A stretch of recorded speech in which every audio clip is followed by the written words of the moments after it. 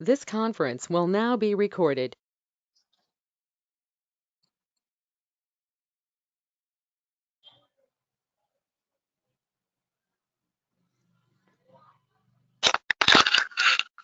Good evening, everyone. I am Rajni Jain. On behalf of agricultureinformation.com, I like to welcome you all to this online meeting. Please take a moment to review the guidelines for this online meeting posted in the chat window. I now request the moderator, Mr. Lakshmipati, to introduce the speaker and start the meeting. Thank you. Thank you, Ms. Rajini. Good afternoon, everyone. I am Lakshmipati. I'll be moderating this meeting.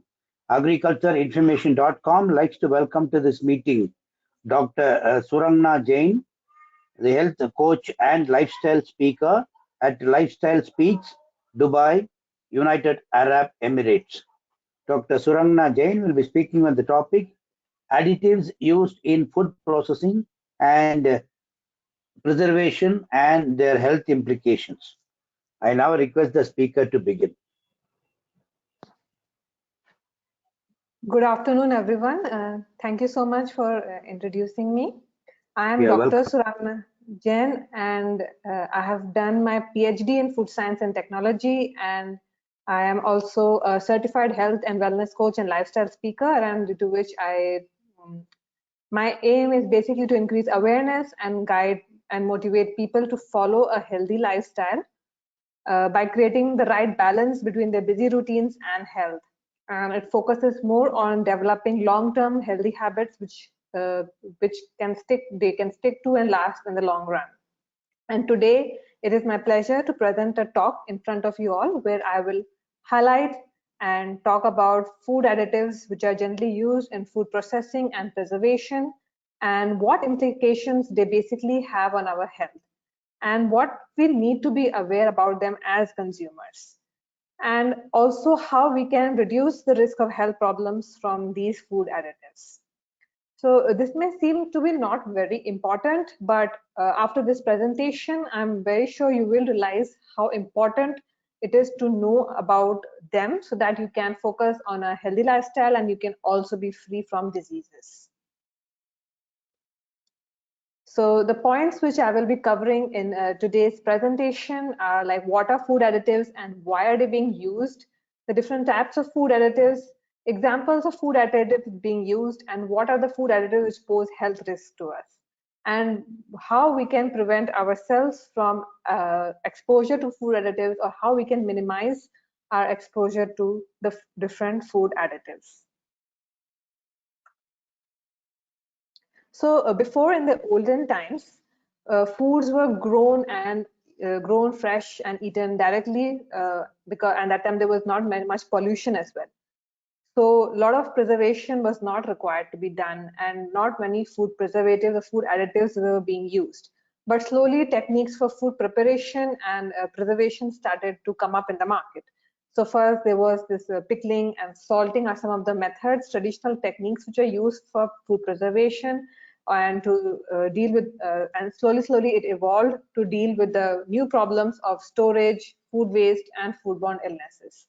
And with more advancement in technology, a modern food industry's reliance on processing and additives have continued to increase because of like so much of technology has advanced. So now more and more food companies are relying on these food additives to add to their food products. But the question which arises here is that, is this right, and whether it is needed, or are we sacrificing our health by these technological advances? So for a long time now, the food industry has continually created or basically used natural or have created some chemicals to preserve and transform our food. And through some of these chemicals, they're also able to mimic natural flavors or provide color to the foods so that they can look more natural, more fresh, and for also preserving the foods for a long time periods. And also for creating altered versions of some different products like fruits, vegetables, dairy products, and more commonly used foods. So what are food additives? So food additives are basically substances or mixture of substances which are present in the food either as a result of production, processing, packaging, transportation, and storage.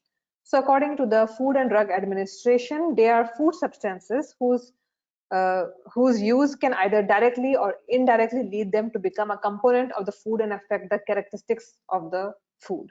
So they are either added they are either incorporated naturally or they are added intentionally to the food to perform certain technological purposes. And the US Food and Drug Administration is always evaluating the safety of these food additives, and they basically help to determine how they can be used in the food systems. And so there is an approval process for these food additives, and once a food additive is approved, like the FDA issues regulations that may include the types of food in which these additives they can be used and their maximum amounts and how they should be identified on food labels.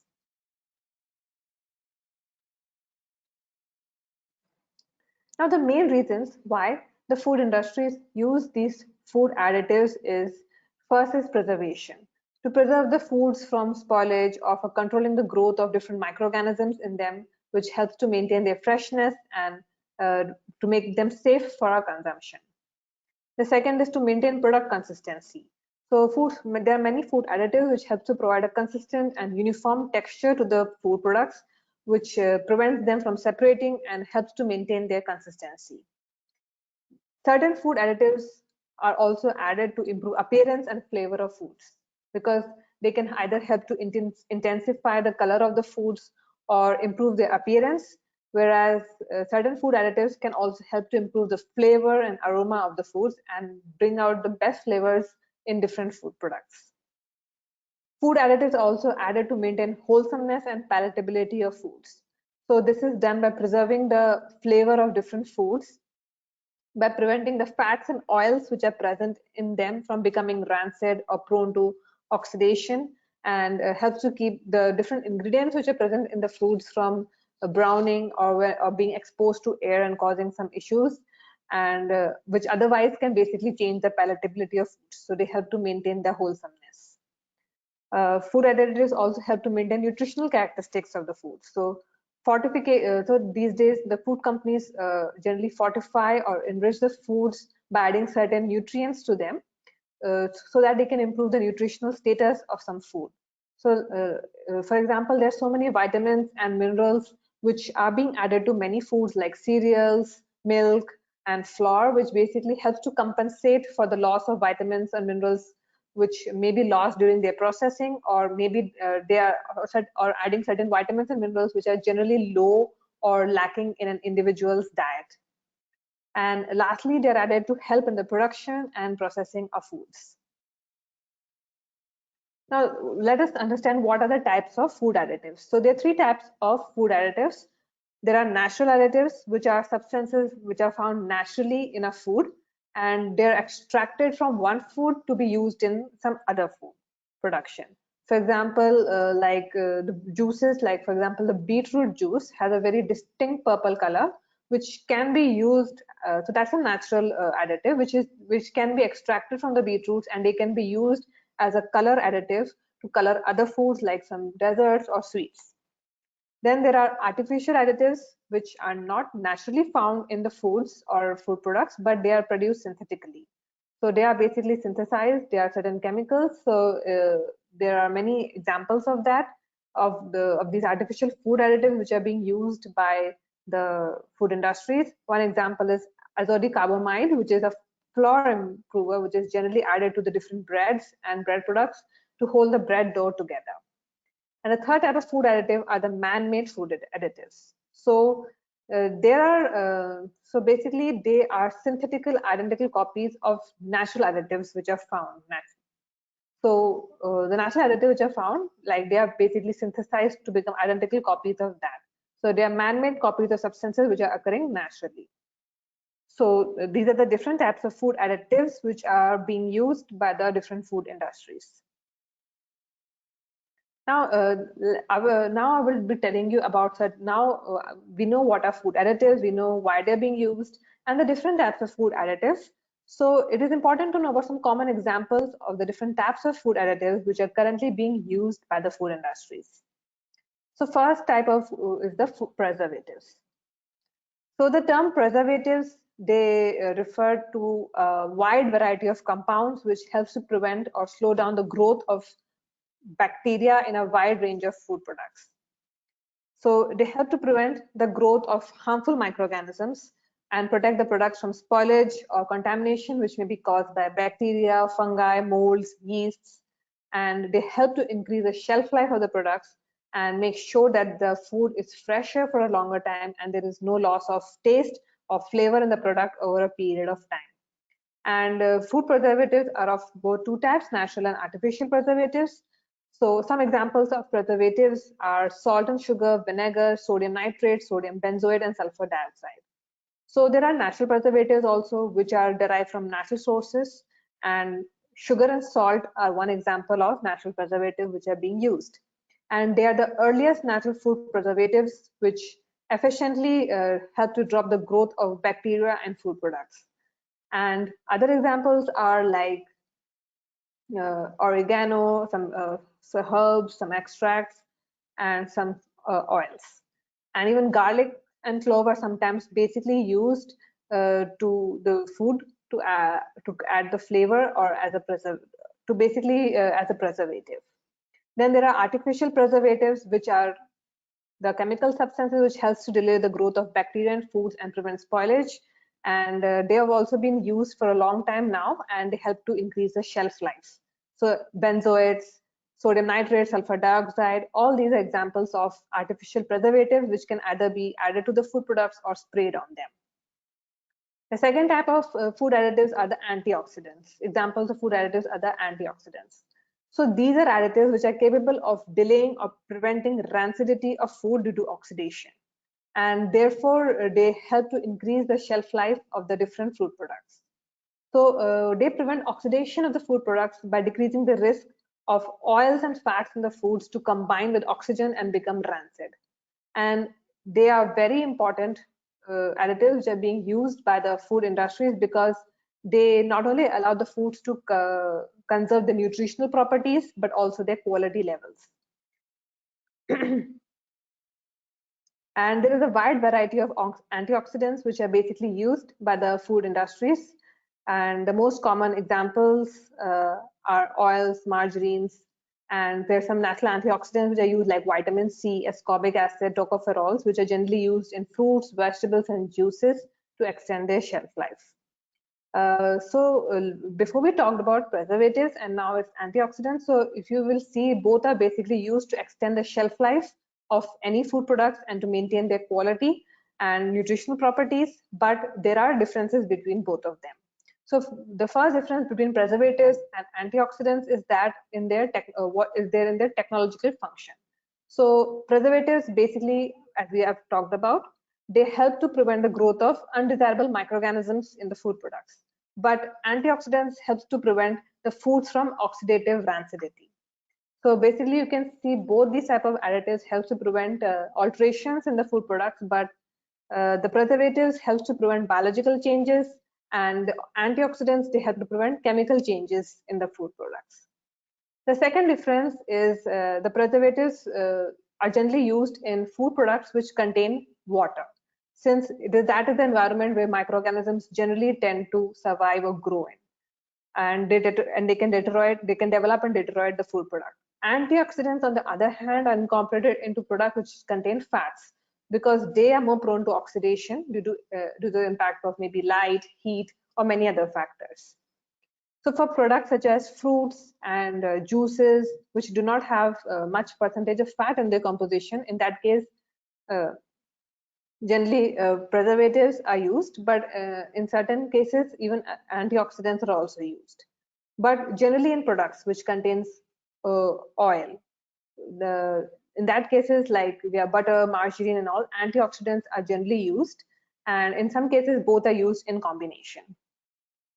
The third type of food additives are the flavor enhancers. So flavor enhancers are basically used to bring flavor in a wide range of food products without even like this, so that they can enhance the flavor of food products which do not have a flavor of their own. So for example, the most commonly used flavor enhancers is monosodium glutamate, also known as MSG, or also the other types of flavor enhancers which are generally used is disodium 5-inosinate and disodium 5-guanylate, which are generally added to the processed foods, especially to savory foods like soups, sauces, salty snacks, and frozen dinners, to basically increase the power of existing flavors in these foods. So these are the third type of food additives which are generally used. The next type of food additives I generally use are the colors and dyes.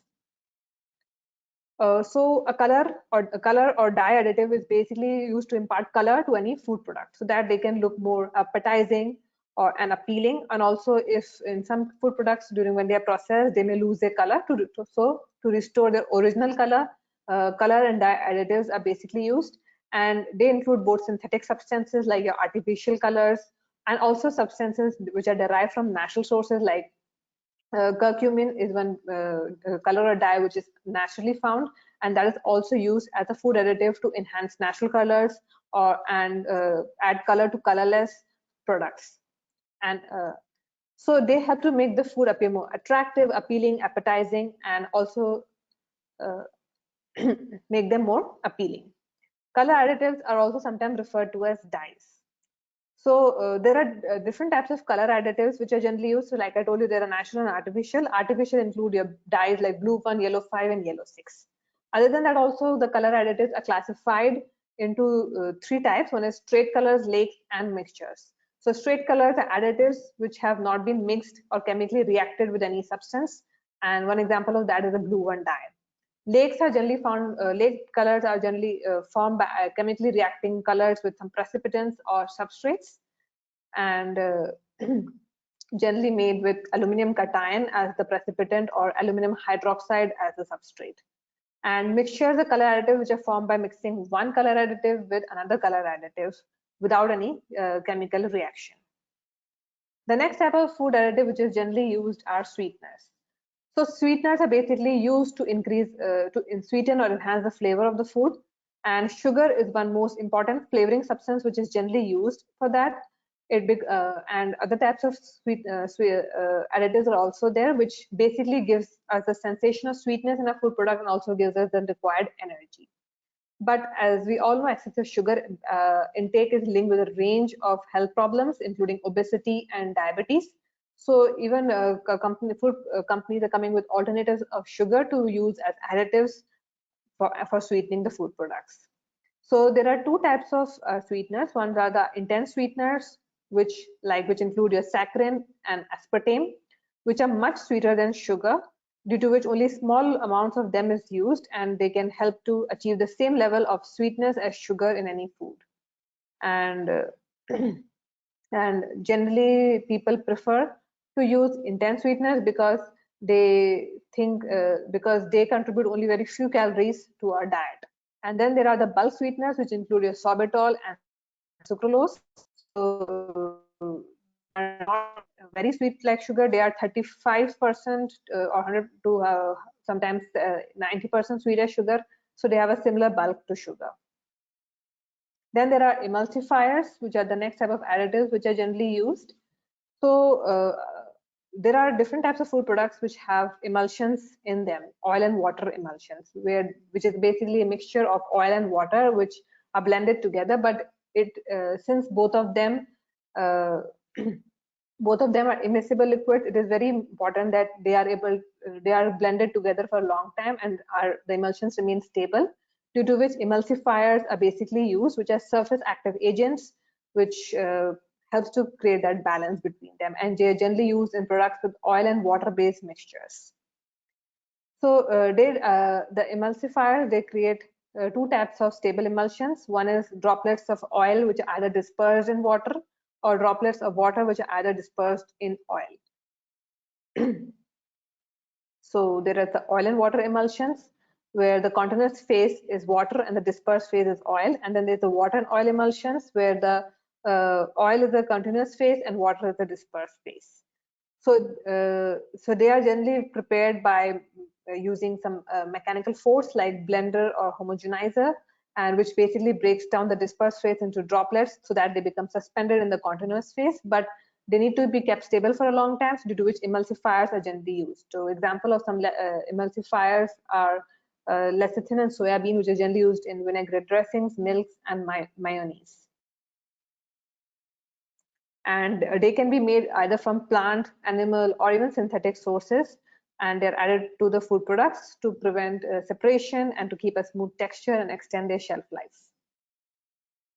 And the last type of food additives which are generally used are the stabilizers, gelling agents, and thickeners. So they are generally primarily extracted from natural substances, and they are approved additives which are generally incorporated in the foods to provide structure, viscosity, stability, and other qualities. And they help to maintain a uniform texture by ensuring emulsion stability, preventing ice crystals from forming, and ingredients from settling down. So the stabilizers are substances which helps to increase the stability and thickness of by helping the foods remain in emulsion or by retaining their physical characteristics. Many low-fat foods are generally dependent on the use of stabilizers so that they remain stable for a long time period. And examples are lecithin and agar-agar are stabilizers which are commonly used in ice creams, margarines, dairy products, salad dressings, and mayonnaise. Then there are the thickeners, which range from flavorless powders or flours to gums, and they're basically chosen for the ability to work in a variety of chemical and physical conditions. So they include starch, pectins, gums, which are generally used as thickeners in soups, sauces, and puddings. Then there are the gelling agents, which also function as stabilizers and thickeners, which helps to provide thickening solution without stiffness through the formation of gel, either in jellies, jams, desserts, yogurts, candies. And many types of thickener gelling agents are used, like gum, starches, pectin, agar-agar, gelatin. These are all examples of gelling agents which are generally used. Now, so these are the different types of food, but there are many different types of additives which are generally used by the food companies, but they generally come in these main types of food, examples of food additives. So there are many types of them, but they all come in these categories. So they also are basically they also need to, before they can be added to a food product, they need to be approved, and there is a full process for that. So basically, the World Health Organization, in cooperation with the Food and Agriculture Organization, they are basically responsible for assessing the risks of these food additives to the humans. And so all additives are basically assessed first, so that before they can be permitted to be used in the different food products. And these include all types of food additives, whether they're coming from some natural source or they are synthetic. So they are evaluated, and once they are evaluated based on all the reviews which they achieve through, like many toxicological studies is done, biochemical studies are done, and other data is collected. And so after that, if they feel that they are safe for consumption through some studies, then they determine how the food additive they determine the amount in which the food additives can be used. So the amount they can be used based on safety test done is referred to as the acceptable daily intake, which is basically the amount which can be consumed daily without appreciable without any appreciable adverse health effects.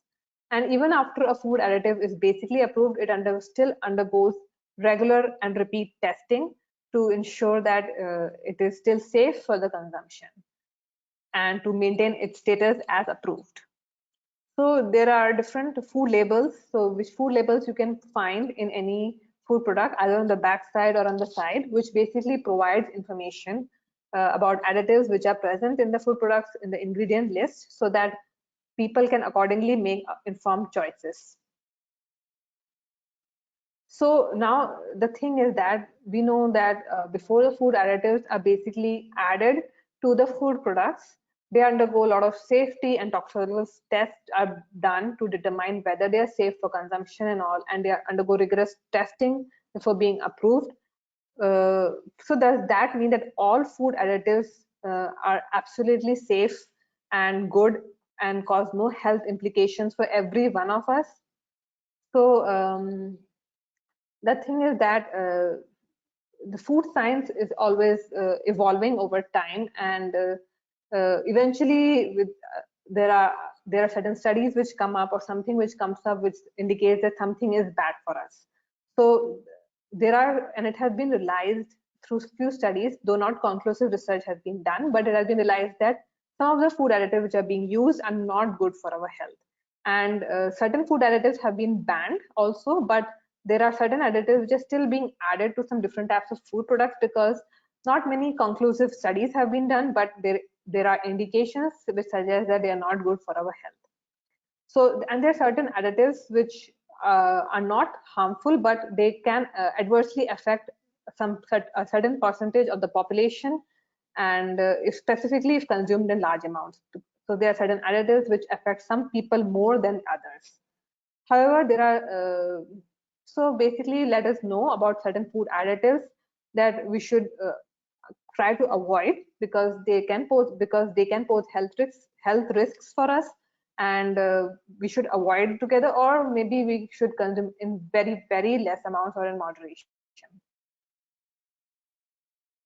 So you would be surprised to know that it has been estimated that we humans currently, because of so much of processed food which have come up in the market and so much of processing being done, it has been estimated that humans consume about 5 kg of food additives as preservatives, colors, flavors, emulsifiers every year.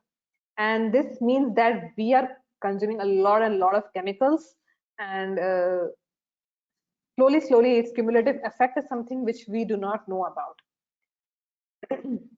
So we are basically consuming a lot of types of chemicals, a cocktail of chemicals, you can say, and that's the problem these days. So while they may be passing a range of safety tests, there are certain additives which are topic of ongoing discussion because of their possible harmful effects. So food additives are beneficial and they are required also, but there are certain additives which can cause adverse reactions, which can affect the digestive, nervous, respiratory, and skin, and in some people specifically, and they are not good for our health. And so not only our bodies are being exposed to a lot of chemicals, but we're also placing a lot of burden on our bodies to undergo for the detoxification mechanism to take place, so that which can help to eliminate these chemicals from our bodies, and that's also one thing. And certain additives will also lead to, when we consume them a lot in the long term, they can lead to potential health risks such as cancer, brain damage, and neurological problems, asthma, allergies, and risk of weight gain. And so let us know about the food additives, certain food additives, which some studies indicate that they pose health risks for us. So avoiding toxins in our diet is one very important step we can take to enhance our health and lower a risk of diseases. And nowadays, since food represents a source of these toxins, it is very important to identify and understand the key additives which can undermine our health. And those with immediate and in some population, like I said, it causes more problems than others. So and so that's just the short-term effects, where in some case it is the long-term effects also. So let us know about these food additives. The first one is the monosodium glutamate, also known as MSG, which is a common food additive which have been given the E number E621, and it is used as a flavor enhancer, which I just talked about recently. So right now there's a ton of controversy which is surrounding MSG in the health community, because it is said that if you consume MSG or monosodium glutamate in large amounts, it causes adverse reactions. And in some people, it causes more reactions than in others, which includes headaches, migraines, upset stomach, and chest tightness and palpitations. The Food and Drug Administration has classified MSG as a food ingredient which is generally recognized as safe, but its use still remains controversial. And that is why if any food product contains MSG, or if any food product MSG is being added, the FDA requires that it is listed on the label. So there are certain population of people who are more sensitive to MSG or have side effects with MSG, and as compared to the others. And and in a long time, like many people, when they were consuming MSG, they were having all these symptoms, and which were collectively referred to as the Chinese restaurant syndrome, because when initial research was done, it was pointed that Chinese food was one of the main sources of MSG in around 1960s or 1970s. So that is why it was given this name. And Chinese restaurants, now it is required that they also tell if the product contains MSG. And if you see nowadays, like even the restaurants are printing no MSG on their menus, or somewhere they have written that, so that they can attract more people. So, but the thing is that though certain people of certain population of people are getting side effects when they consume MSG, and there are certain people who do not, but that population is less. But currently, there is no definitive evidence or conclusive evidence which indicates a link between MSG and these symptoms. But it is surely acknowledged that a small percentage of the people have short-term reactions to MSG. So the only way to prevent a reaction is to avoid consuming foods which contain monosodium glutamate or MSG. The second is the artificial sweeteners, which pose a lot of health implications and health risks. So nowadays, they are basically used a lot in many diet foods and beverages to enhance sweetness while retaining the calorie content. Because like I told you, they provide similar sweetness to the foods like sugars, but they have lower calorie. And that is why they added to diet foods and beverages, because they are low in calories, but they provide sweetness. And the common types of sweetness I use are aspartame, sucralose, saccharin, and asulfame potassium. So what people think is that we can get sweetness from the foods which we are eating without any extra calories, and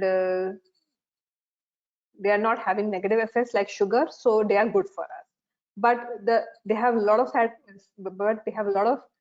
effects, which and these are like they can increase our appetite. So generally, many people tend to go and consume products containing these artificial sweeteners in order to lose weight, but they can kind of have the opposite effects, because studies have shown that food products which contain artificial sweeteners can increase hunger and appetite in people and lead them to have more and more cravings, specifically for sweet and sugar foods. So because the reason is because it confuses, when we consume them, it confuses our brain with a sweet taste, but there is no calories. So what happens is that it increases cravings in us, and it can lead to overeating, which can in turn lead to excessive weight gain and obesity, both of which increase risk of many health problems, specifically diabetes. Then there is a risk of cancer because of these artificial sweeteners, because right now there's a lot of debate going on that these sweeteners can increase the risk of developing cancer, with different studies coming with different conclusions. But one study has specifically associated the consumption of saccharin, which is one of the artificial sweetener, with bladder cancer. So this is also one reason to stay clear away from these artificial sweeteners. Then several studies have shown that artificial sweeteners like aspartame and sucralose, they can cause headache in some people, and specifically from people who suffer from migraines. And and one of the other serious side effects of artificial sweeteners is that they impact a gut health a lot. So a gut contains a balance of both good and bad microorganisms, and it is important that this balance is maintained so that it helps to boost our body's metabolism, boost our immunity, and overall health. But when we consume these artificial sweeteners, they disrupt the gut bacteria balance, which basically which contributes to poor blood sugar control and increases the risk of developing diabetes. Then there are the artificial colors. So like I already told you, these colors are added to improve the appearance or color of any food products. So in recent years, there have been many concerns about potential effects of these artificial colors, and main high risk ones are relating with azo dyes. So which is known to, like when we consume them, it gets metabolized in our body to produce potentially carcinogenic products which can cause cancer. Specifically for dyes like blue 1, red 40, and yellow 5, they have been associated with them, and also with allergic reactions, diarrhea and vomiting, and food hypersensitivity. And not only that, artificial colors also known to promote, and these have been confirmed by many studies, they are known to promote hyperactivity in sensitive children and can cause allergic reactions. And they've also been found to negatively impact the function of our liver and other vital organs, interfere with our digestive enzymes, which does not allow our body to properly break down the foods that we eat, increase our intestinal permeability, which is also known as the leaky gut, and also negatively impacts the nerve cell development and also causes a lot of respiratory problems like asthma and bronchitis. So that is why we should always strive to eat mostly unprocessed and real foods which does not contain these artificial colors or dyes or other synthetic food additives. Then there is a fourth type of one, which is the BHA and BHT. The BHA is butylated hydroxyanisole and BHT is butylated hydroxytoluene. And they're both used as antioxidants as food preservatives. They have been approved to be only used in limited amounts, but it has been estimated that the amount which has been approved, if it is present in an average diet, if it is present in low amounts, if it is not consumed much, then it is okay. But if you can, but consuming very large quantities of BHA and BHT can have a lot of issues. So if you consume food products, a lot of BHA, it can interact with your hormones, and BHT also causes a lot of health problems, and that is why it's a question of long-term safety relating with them. The current research which has been being done on BHA and BHT suggests that they can lead to cancer, and there is enough animal studies which have been done to suggest that they can cause cancer in humans. But that epidemiological data is still lacking. Then they can also, it is also shown that they can result in reproductive dysfunction, particularly changes in testosterone levels and undeveloped sex organs. Then they can also affect the endocrine function, and that have been identified as a potential endocrine disruptor. And they can also cause organ toxicity and lung and skin irritation. So as a precaution, vulnerable people, generally those who are pregnant or lactating as well as infants, it is very important for them mainly to avoid BHA and BHT. Then we have sodium nitrite. So they are generally found in processed meats, and they are generally added as a preservative to prevent the growth of bacteria by adding some salty flavor and reddish pink color. But the problem with these additives is that when they're exposed to high heat or in the presence of amino acids, they turn to nitrosamine, which can cause many negative effects on our health. And that is linked with several types of cancer. So if you're someone who is eating meat, it is very important to limit processed meat and instead choose lean and fresh meat and poultry, because they do not have these preservatives added to them. And or you can switch to eating more of seafoods so that you can prevent your exposure to these preservatives, because they are very harmful. Then is the high fructose corn syrup. That's also one sweetener which is made from corn and is a form of sugar, and it is generally found in sodas, juices, your breakfast cereals. And they are known to contain fructose, which causes serious health issues when they are consumed in high amounts, because that is linked with weight gain and diabetes, because fructose is something which goes directly to your liver, and it starts like a fat production factory where the which further triggers the production of cholesterol and triglycerides as well. And studies have also shown, just like artificial sweeteners, even high fructose corn syrup can increase your appetite and promote obesity more than regular sugar, and it can lead to a lot of inflammation and fatty liver as well as cholesterol and diabetes. And then we have sulfites, which have been generally used as food additives to enhance flavor and freshness. These examples include sodium and potassium sulfite, metabisulfite, bisulfites, and sulfur dioxide. And they have been found to cause a lot of health adverse effects in sensitive people, ranging from mild to sometimes life-threatening also. But this is only found in very small population, and still a lot of studies have been done on it. Next is potassium bromate, which is an oxidizer which is generally used to strengthen dough and enhance its elasticity when baking breads. And there is certain fixed amounts which they should be made, which they should be added to. And normally, they are not they're harmless. But the problem with that is that if too much of this is used, or if the bread is not baked properly or long enough, then or at the right temperature, then some residual amount of this chemical remains in the food products, which can transform to oxides and free radicals, which can disrupt the genetic material within our cells. And that is why these days a lot of bakeries avoid using this in their products. And but still, in certain bakeries, you will still find them being added. So they are either added as potassium bromate or bromated flour. Then there is sodium benzoate. That's also used as a preservative to prevent molding in foods and increase shelf life. And the thing is that this chemical is also generally recognized as safe, and it is safe for consumption. But the problem with that is that when this is combined with vitamin C in any food product, then it gets converted to benzene, which is a known carcinogen which causes cancer. So according to the FDA, if you're concerned about benzene exposure, then you should avoid buying soft drinks that lists both sodium benzoate as well as ascorbic acid or vitamin C in their ingredient list. And best is to avoid consuming food products having this sodium benzoate.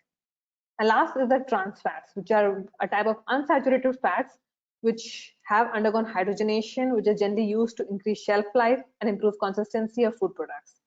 And they are really very bad for our health, and eating trans fats has many negative effects on our health, like heart disease, inflammation, and diabetes. And they are added to many of the processed foods.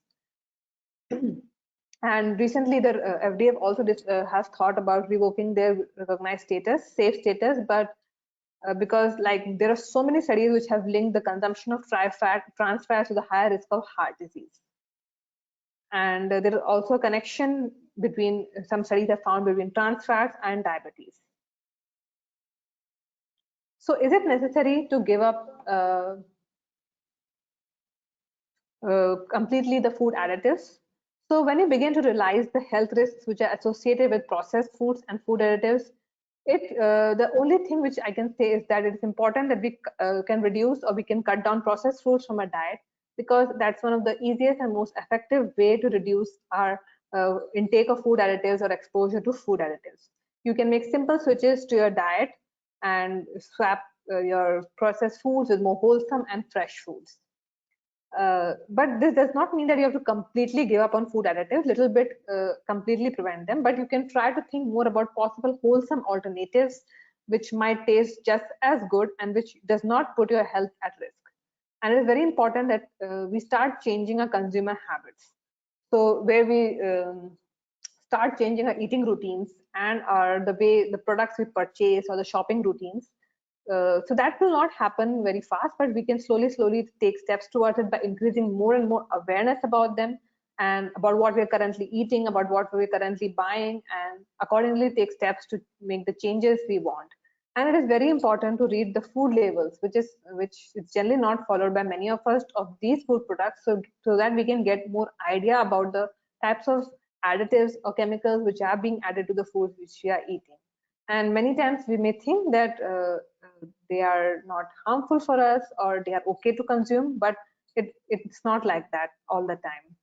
So how we can minimize our exposure to food additives? We can do that by adopting few simple and tips and strategies, by choosing to buy fresh fruits and vegetables. Generally, nowadays in supermarkets, you will find that even the fruits and vegetables are being processed and being added with lots of food additives. But it is always best to choose if you can get fresh fruits and vegetables. Always read food labels, and if you find that there are certain food products which may have a lot of numbers written in the nutritional informational data, that means that indicates chemicals which have been added to them. So buy food products with more numbers and letters, because because letters indicate the letters indicate the chemicals or the food additives which are being added to them. Choose organic foods when possible, and always try to make your own sauces and gravies, and try to educate yourself about all these things as much as possible, and slowly start taking steps towards it, so that you can minimize exposure to food additives, specifically to the ones which are really very harmful and cause health risks to us. So some food additives, like I said, have been linked to negative health effects, but there are still some which are natural and which are, even if not natural, they are part of a healthy diet and they are generally safe for a consumption. So the main thing is to start reading food labels and understand what is good for us, what is fresh, what is wholesome, and what is really being added to the foods which we like eating, and to manage our diet. And we should reduce the consumption of more processed and packaged foods as much as we can, and we should focus more on including fresh ingredients in our diet, like how it was done in the olden times. Thank you so much for listening to me very patiently. If you have any questions, I would be very happy to answer.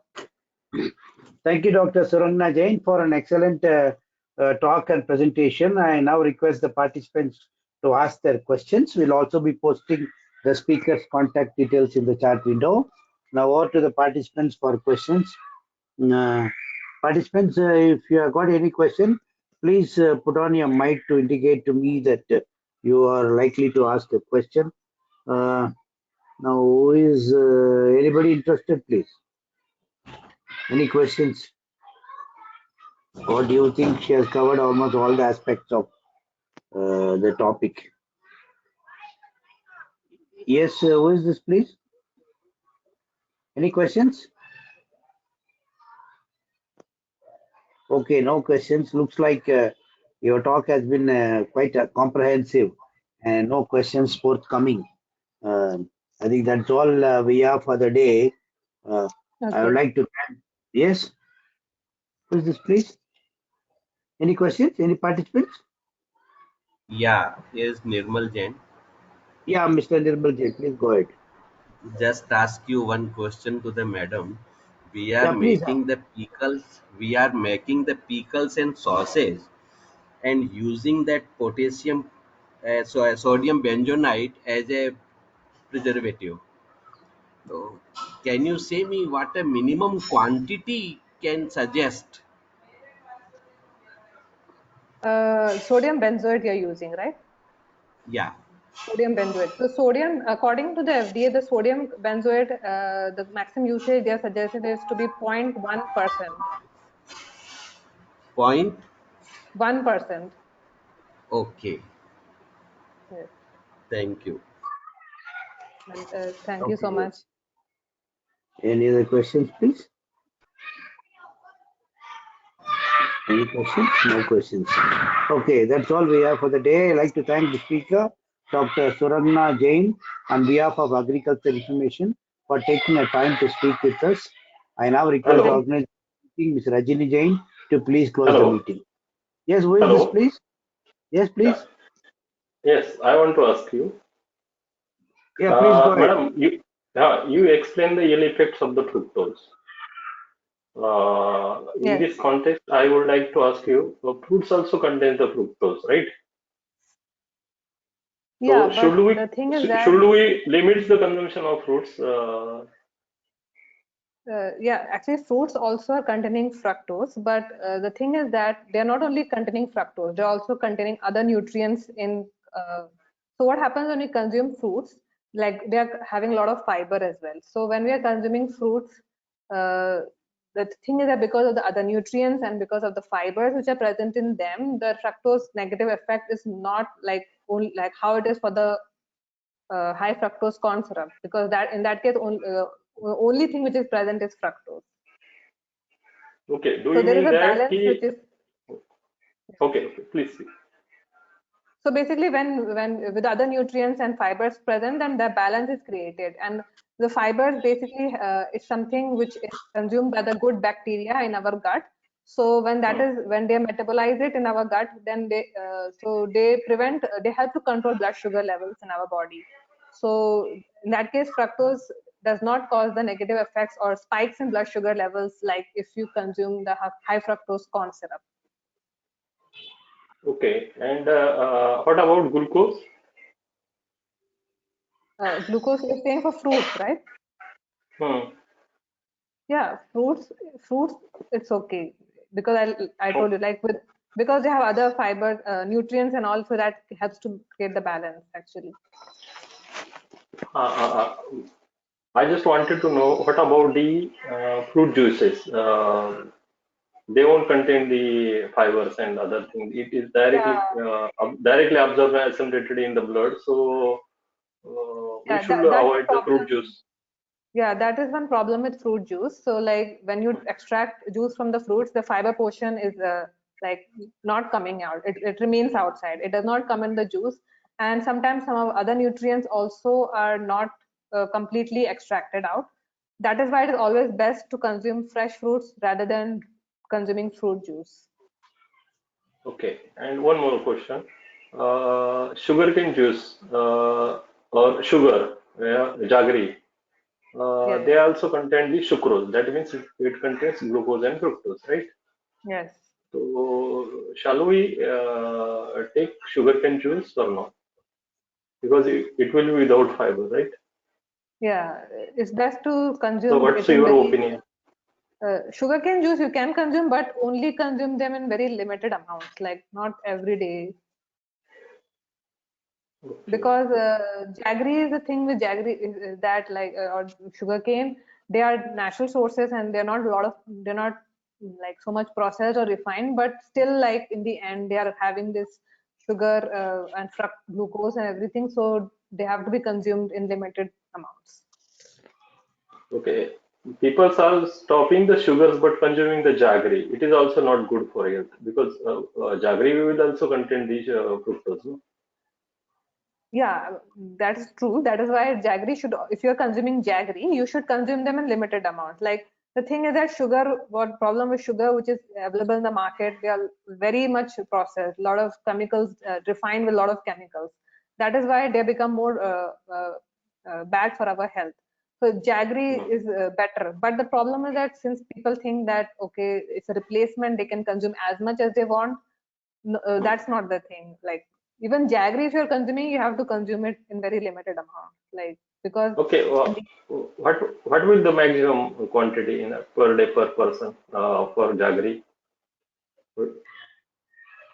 so like jaggery, you're consuming in the whole form or the powder form? We are taking with the herbal tea jaggery two So times in a day. two times in a day. So how much do you add into one time? Mm, it may be 15 to 20 gram. Means altogether it will be 30 gram, 30 to 40 gram in a day. Is it Okay, so okay or I think you can limit to one time a day. Take jaggery. Uh, okay, yeah. okay, okay, okay. Got it. Thank you. Thank Thank you. you. Any more? Okay, organizers, it is time to close, please.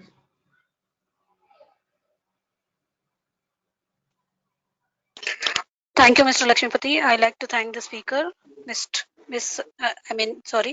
Dr. Surangna Jain, for taking the time to talk with us. I also like to thank all the participants for their time. The meeting will now be closed. Thank you so much. You're welcome.